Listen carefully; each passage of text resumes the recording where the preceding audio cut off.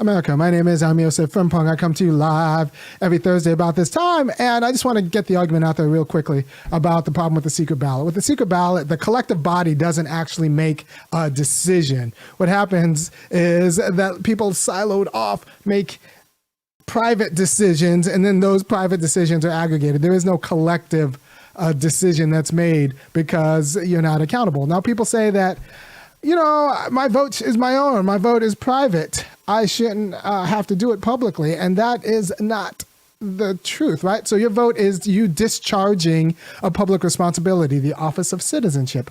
Louis Brandeis famously said that the office of citizen is the most important office in the land. It is an office, much like, Congress is an office and our elected officials are office. The office of a citizen is an office, and it's a very important one, and you should discharge your public responsibility. It's an individual discharge of a public responsibility. It's not a private responsibility. It's not like deciding what you're going to eat.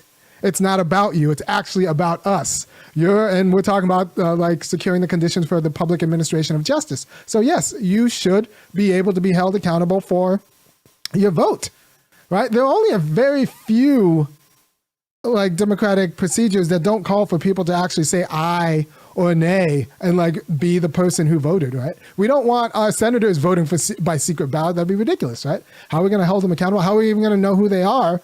And so the idea is that secret ballots are good because they keep people from being intimidated. They get rid of voter intimidation, and voter intimidation is real, and it's a problem. But here's the deal. If voter intimidation is that big of a problem, that means you don't really have the conditions for democracy now, do you? I'll say that again. If voter intimidation is a huge problem, you don't have the social and political conditions of democracy. And where they get around that is a place like Iowa, where Iowa has caucuses. Iowa has caucuses for the presidential primary, which means you go to your local town gym and they, tape off different sections. And if you support one candidate, you go to one section. And if you support another candidate, you go to another section. And then there's a first round. And then afterwards, people talk to each other. And then there's a reshuffle. And then at the end, they count all of the people and you stand where you are. And then that's it. And that's how you voted, literally with your feet. And that is, and you voted publicly because you actually discharged your public responsibility publicly, right? So once again, citizenship is not a private issue. It is a public issue about the public good.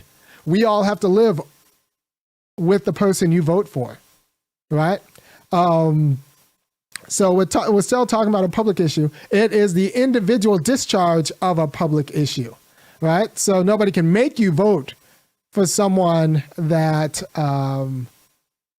there's no corporate voting, but it is still a public discharge. So like you should be accountable. And people say like, well, I don't want my voter record being out in the street and people holding me accountable for who I voted for, 25 years ago. Well, why not?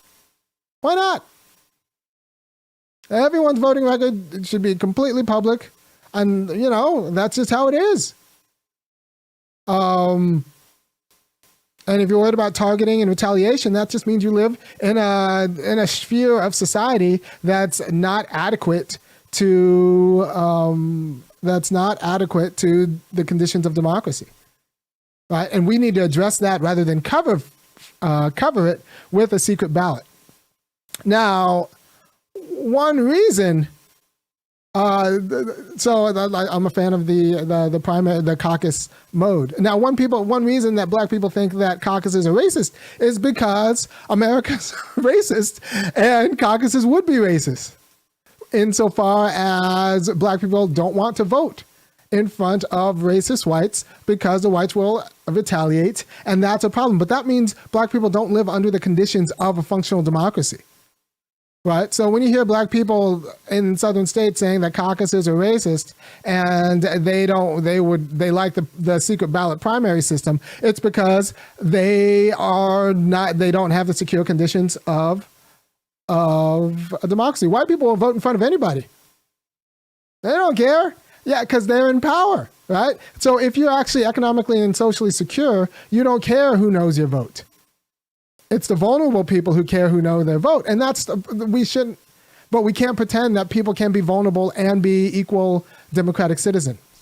Does that make sense? So discharging the office of citizen through the vote is a public responsibility, and the public administration calls for it to be done publicly. All right? It's not a private issue. And if we don't have the conditions to secure everyone against retaliation and intimidation, that means we don't have the social and family or political conditions for a democracy. So we have a fake democracy. And that's what takes me to the South Carolina primary, because that's a great example of a fake democracy. South Carolina black people, like the Democratic Party in South Carolina, they don't have statewide power. There are 7 congressional districts in South Carolina. Only one of them is run by a Democrat, because that's how the congressional districts are rigged. And that Democrat is Jim Clyburn. So Jim Clyburn functionally owns the state. So you have South Carolina blacks, mind you, a population that has never been served by the state and federal government. Like the population that was abandoned by by Reconstruction and like left destitute by the Freedmen's Bureau and the Freedmen's Bank. You have that population deciding, having a prominent place in deciding the Democratic nominee, right? A population that has never been served by government and has only ever used government for defense, what slim little bit of government power they have for defense against the clan that functionally runs their state. Right? You have a state with no political infrastructure because they never had to actually have a political infrastructure because they don't have any real political power. Black people in South Carolina do not have any political power at the state level. So there is no political communications infrastructure. There is no independent check on Jim Clyburn's power. Like, you have people who use the vote purely for symbolism because that's all the vote is, symbolic. People say, like, well, you know, South Carolinians, they would have voted for Hillary Clinton over Barack Obama in 2008 until Barack Obama won Iowa. Maybe. I don't think so. Some polls say that. I don't, like, having lived in the South, my mom's from South Carolina, these people were not going to vote against the black guy. Any black person with a viable chance is going to get those votes because it's only about symbolism, because they don't expect government to do anything. Jim Clyburn's told them for the last 30 years government's not going to do anything. All they see is government not doing anything. Government is for other people. The only thing black people can get from government in South Carolina is symbolism. So they would have voted for symbolism. This, and I'm going to give you my controversial take that it's just right, although, yeah. Kamala Harris dropped out before South Carolina, not because she was going to lose South Carolina, which, you know, arguably she was. She not a great politician, so she wasn't polling great anyway. But she is a viable black woman from an HBCU and a Divine Nine sorority. So I don't think she was going to necessarily get slaughtered in South Carolina. I think she was going to do fine. And if Kamala Harris does fine, gets 15%, 20%, Joe Biden is done. Because remember, Joe Biden lost the first handful, or like, he got kind of smoked in the first few primaries. Iowa, New Hampshire, Nevada, Biden does, like, you know, so-so in all 3 of them. It was South Carolina that brought him back from the dead. And if Kamala Harris is on the ballot in South Carolina, Joe Biden doesn't crush everyone. He might still win. He might eke out a victory being Obama's, you know, vice president. But nobody voted for Joe on policy. They voted for Joe because he was Obama's vice president. They voted for Joe because they thought maybe he could beat Trump. They voted for Joe because they thought maybe other white people would vote for Joe. But if Kamala Harris is on the ballot, they're going to vote for the sister because, you know, they're voting for symbolism anyway. They're not. Black women in South Carolina, a state with no functional government, are not going to go to the polls and not vote for the black woman with a viable chance. With a somewhat, like on paper, she's got a viable chance. So they're not going to not vote for her. I'm telling you the truth. This is just what I know, because they don't expect her to actually do anything in government except be a black woman, which she would have done. She would have done. She might have done a line down the ballot, whatever. Like they wanted a picture to put on The wall, they wanted a vote. For the same reason, a lot of white women voted for Hillary Clinton. They didn't actually expect her to do anything. They just kind of wanted, to wear a pantsuit into the voting booth. But so black people would have voted for Kamala Harris, like they voted for Barack Obama. Maybe not in such the numbers, but they would have voted for Kamala Harris in a way that outstripped her polls, which would have killed Joe Biden, and we might be looking at Bernie Sanders. And so there are two reasons why corporate Democrats love the idea of South Carolina going first. One, there's no independent check against a corporate Democratic power. There's no grassroots labor movement that's going to expect something from the Democratic Party. There is no communications infrastructure between rural towns in South Carolina that's going to actually hold candidates, hold Clyburn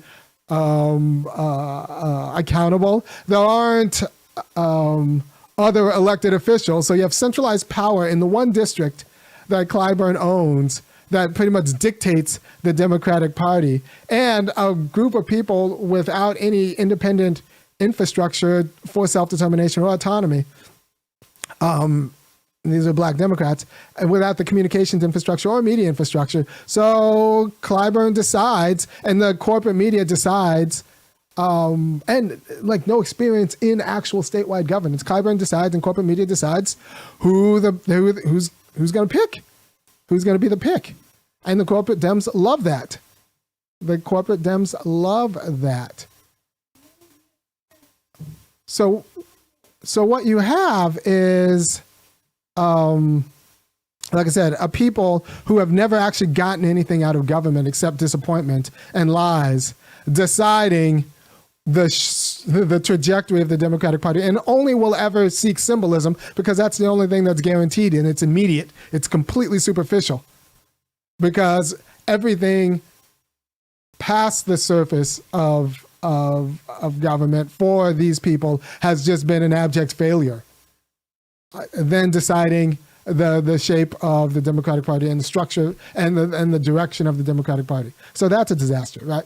And so there's a reason why the caucus system will work in Iowa, but it won't work in South Carolina. Iowans are, mostly homogenous whites who aren't scared of ticking off their bosses and don't have to deal with a history of terrorism. Let me guess, you want your burger? Yeah. You want to say hi to the people? Hi. Hi. All right, I'll be up in a second once I finish this show, okay? Okay. Okay, so wave to the camera. Say, beautiful people. Bye-bye. Bye-bye. All right, I'll see you soon. Daughter's come home. I got to go do one of my favorite jobs. The Office of the Citizen might be the most important office in the land. The Office of Deity is one of the most important offices in this household. So I'm about to go do that. Make sure my kids get fed. And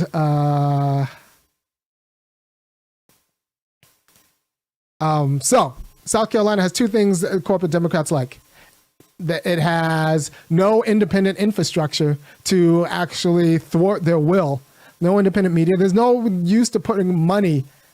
There's no organized money for Democrats in South Carolina because there's no use for it because they don't have any state power, and they can't get any state power because the whites run the state. All right, and then also it has a population who's only looks for symbolism in government because that's all that they could actually be assured of because that's immediate, right? And so Biden looks at that and says, that's perfect. All right, the government, these people will not punish me for not ever promising them anything because they don't think government's going to do anything for them anyway. Awesome. Let's make them the guiding force in the Democratic Party. It'll be run. So the South Carolina Democratic primary is going to be run out of Washington, D.C. and the Hamptons. And that's how the Democratic Party likes them, as opposed to Iowa, where you have to actually promise them then things and then they'll get ticked if you don't deliver. Right. And so that just means that we don't have, if you're scared to vote publicly, that means you don't have the social and political conditions for democracy. You're living in a sham democracy. There is no collective action. Just imagine if our public officers discharged their offices privately. right? It would be a sham. It would be a hollow democracy because it abstracts the decision from the person making the decision. And you got to be very careful when you start abstracting speech from the speaker, because then corporate speech looks like personal speech, and you start holding corporations, protecting corporations under the First Amendment, which was organized for personal speech. And so it comes from a person, right? So this idea that candidates have to say, I'm blank and blank, and I approve of this message before their message, but voters don't have to actually stand by their vote. What that does is abstract the content of the vote, the content of the personhood from the vote, right? So you get this kind of hollow sham democracy when nobody's actually accountable for the collective action that was decided, right? And no one has actually realized through the collective action that is decided, right? And if you're scared of voter intimidation, that just means you don't have the social and political conditions for democracy, which means we need to talk about that. We need to talk about that, right? Because the people in Iowa, people in Kansas, they can do it because they do have the social and political conditions for democracy. And I do think that black voter turnout would plummet under a secret ballot. I mean, if we get rid of the secret ballot, it's because we're not free. And so we need to figure out what it means to secure black people so that they can actually participate. And so a state like South Carolina can be a functional state in terms of democratic processes. Right? By the way, if you like anything I'm saying, go ahead and go to www.funkyacademic.com and kick in $5, $15, or $50 a month because somebody said, why didn't South Carolina get behind Tom Steiner, who talked about reparations? They didn't get behind Tom Steiner because they didn't kind of know Tom Steiner. Also, these are people like the last big federal government program that was rolled down there was the Freedmen's Bank. And, my grandma's from South Carolina. She still kept, until the day she died, she still kept her money in the King James Bible. And I think it's because her great-grandmother, got her money stolen by the Freedmen's Bank. She, did what the federal government told her and saved her money and put it in the Freedmen's Bank. And then poof, bank went bye-bye. So, my grandmother kept her money in the King James Bible where it belonged because you can't really trust government to do anything. So when you talk about reparations to people in South Carolina, they're going to be like, no, it'll never happen. And no small number of them think, well, if it does happen, these whites have guns and they will clan up and they'll start instituting death camps. Right?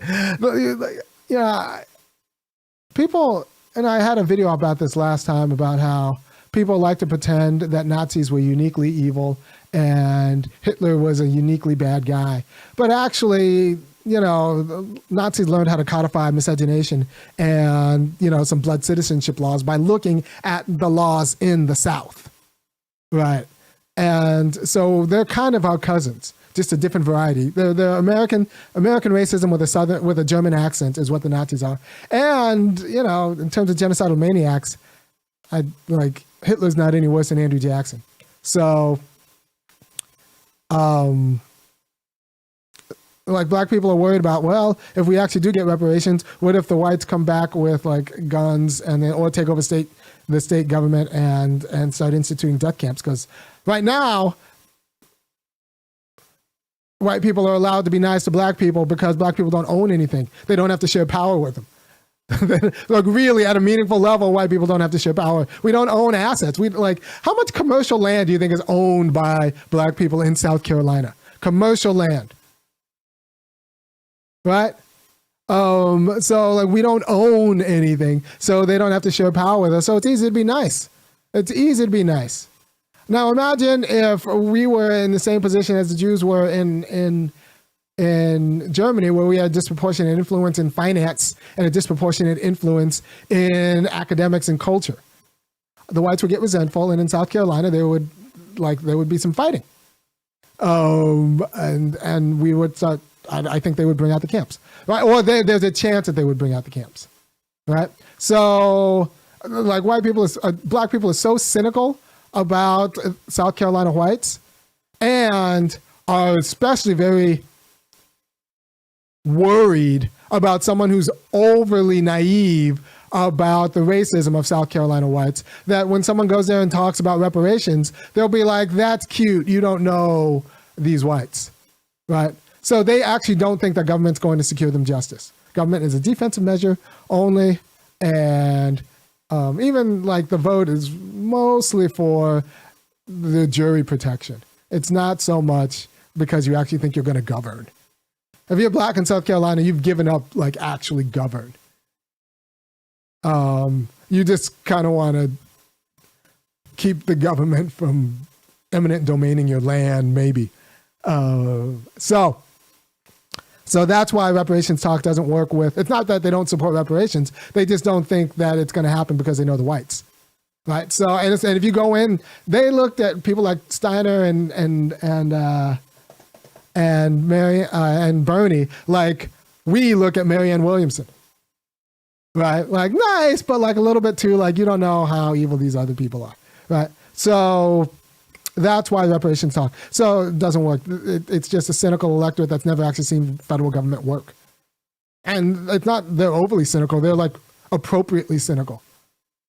If you go in there assuming that you'll have more than like 30% white allies to get any of these programs done, and that it'll be done without like mowing down a few whites, then you're not serious about getting it done. And that's why that's why Reconstruction ended, right? Like the North wasn't serious about mowing down enough whites to make sure that black people like were secured in their rights. And so they abandoned the black South to the Klan. And that is, you know, a short history of the United States Southern race relation.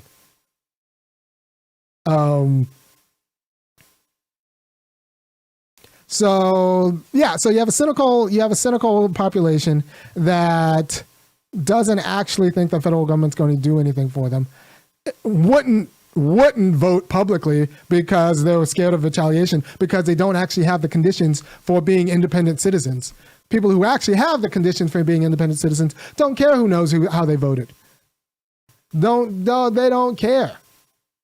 But if you're vulnerable, you're going to be like, well, you know, my white boss might not like that. And like, it's good to know that in the abstract, black people vote for these people, vote for this party. But I don't want my name tied to it because I might come down and haunt. So like you have all of these things you have to do if you're not really free. If you're free, you just say like, I support blank and blank and I don't care who knows. And if you make a mistake and you're free, you're like, well, I made a mistake. 8 years ago, I was wrong. I made a mistake. I don't care. Screw it. And if you don't like that, screw off.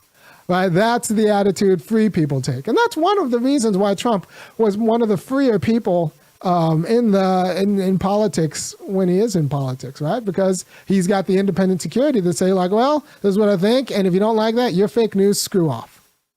Right? And that kind of freedom is nice to see expressed in a body. Right?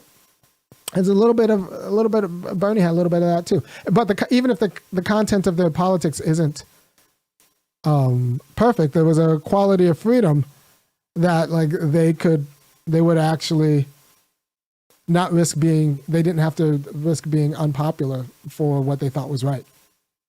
Whereas to be black in South Carolina, you know, you risk a lot of things, not just your job, your family, your life. If you're unpopular with the whites who own everything, it's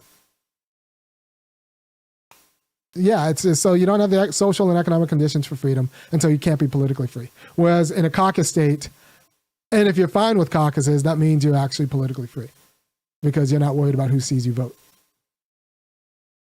Right? So discharging the public responsibility of citizenship in private actually screws up the conditions for collective action.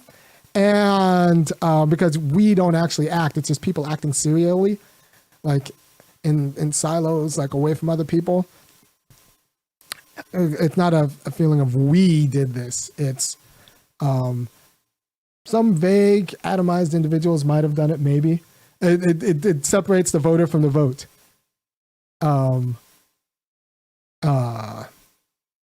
In the same way that having a corporation speak versus having a person speak, the person is like that speech is actually political speech, but when the corporation does it, it's abstracted in a way that removes the concrete content of personhood from the speech, right? So we need to not remove the vote from the person if we want that vote to be a meaningful part of collective action. And we need to understand that discharging the responsibility of the office of citizenship is an individual responsibility, but it's not a private one. It's a public individual responsibility. Right? And if you're not up to that public individual responsibility, we have to ask why. Is it because you live under oppressive conditions? Probably. Because if you are scared of intimidation, that means you don't have the you don't have the security to actually be political. Right?